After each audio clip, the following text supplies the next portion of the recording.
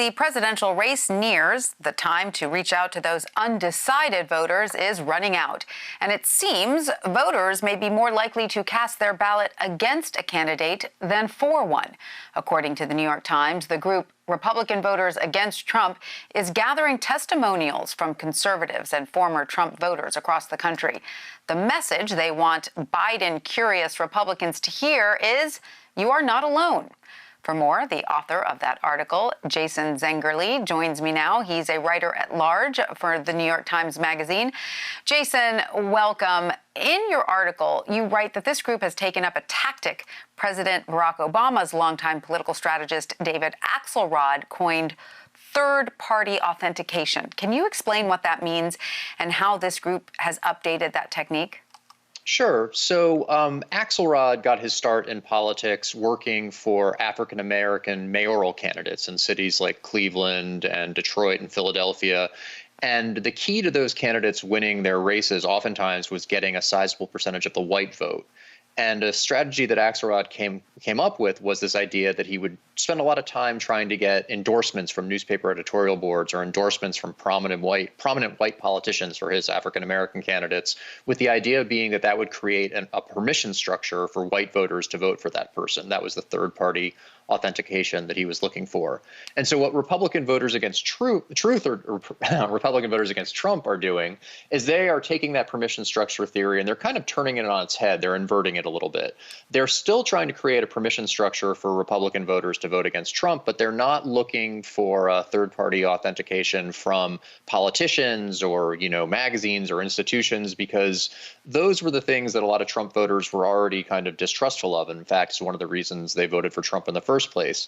Instead, they're seeking these testimonials from just rank and file Republican voters, which they're sending them, they're filming on their iPhones and they're sending them into them on their website, and then they'll put them online, and they actually are making some TV ads out of them as well that are airing in swing states. And their idea is that, if there are Republican voters out there who are not really happy with the president, but they've never voted for a Democrat before in their life, and they really can't imagine doing so, if they see someone who, has the same kind of, demographic profile as them, is in the same situation, if they see someone like that saying, like, hey, I'm going to vote against Donald Trump, that might be enough to convince them to do it themselves. And Republican Voters Against Trump is genuinely created by Republican voters or former Republicans. It's not a Democratic campaign-run group?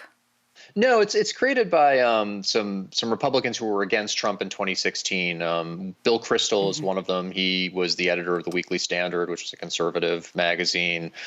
Tim Miller is one of them. He was the press secretary for Jeb Bush in 2016. These were people these were longstanding Republicans who never would have voted for a Democrat. And I think some of them did not even vote for Hillary Clinton, but they didn't vote for Trump, and they were opposed to Trump in 2016, and they've been opposed to him throughout his presidency. This group of never Trump Republicans has gotten a lot of attention in the last few years, probably more media attention than they actually are in terms of numbers, because a lot of them were fairly prominent. The Lincoln Project is one group that's gotten even more attention in this current campaign. That's a bunch of never Trump Republicans. They're putting out these really kind of slashing ads against Trump that I think appeal a lot to Democrats who hate Trump, but I don't know if they would really swing many Republicans against Trump. This group, I think, has a better chance of swinging Republicans. Yeah, that was my next question. How are these testimonials being received by Republicans who may be on the fence, which is presumably their intended audience? So, it's hard to say. Look, I don't think there's going to be a mass defection of Republicans away from the president, and it's really hard to get metrics at this point. I mean, one sort of interesting number is when the group came up with this project, they were hoping to get maybe 100 videos.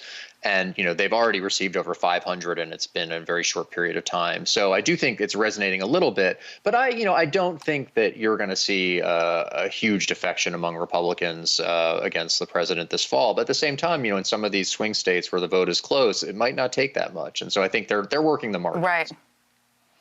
And so what kinds of Americans are giving these testimonials? Are they coming from all walks of life? And would you consider this then, by those metrics, having about 500 testimonials at this point, would you consider this a successful political ad campaign? I think, yeah, I mean, I think it's a pretty successful political ad campaign just in terms of what they're trying to do. I mean, the people who are giving these testimonials range from, small business owners to lawyers to pest exterminators. I mean, it spans the gamut. I mean, they look a lot like the people you would see at Trump rallies, and you do see at Trump rallies. And I think that's part of the idea. They want voters, Republican voters who might have qualms about Trump, to see people who kind of look like them and very well could have been them 4 years ago when they were going to Trump rallies. They want to see them saying, we've had enough. And, I think in this political environment, like that's probably the most persuasive argument you can have out there. It's sort of giving permission to people who might feel that their tribe needs to vote one way, giving them permission to maybe vote against the tribe. Yeah, and it's kind of like these are almost like confessionals, and they're agonized, and they're not pro Biden ads. I mean, a lot of the people in these testimonials say, like, I don't really like Joe Biden, I don't really like the Democrats, I disagree with him about a lot of stuff, but I think that in this election at least I'm going to vote for a Democrat. And has the fact that all of this is taking place during a pandemic, has that factored into any of these testimonials at all, or into the campaign? Yeah, I mean, there was one that I saw that came out last week that was actually released after my story went to press, but it was a grandmother basically talking about how she misses her grandchildren, and she's really not looking forward to Thanksgiving this year because she's not going to be able to be with her family. And, I want to be able to see my grandkids again. I think there are, that's a strain as well, that just things have gone so off the rails that this is why they feel they have to do this. All right. Well, Jason Zengerle, thank you so much for your insight on that. Writer at large for New York Times Magazine. We appreciate your time. Thanks for having me.